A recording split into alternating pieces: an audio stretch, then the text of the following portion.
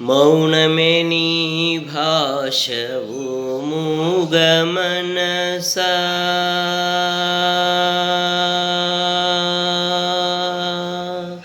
మౌనమే నీ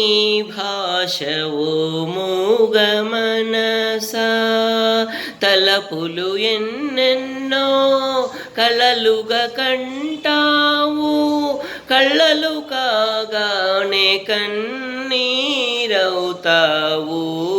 మౌనమే నీ భాషవు మూగ మనసా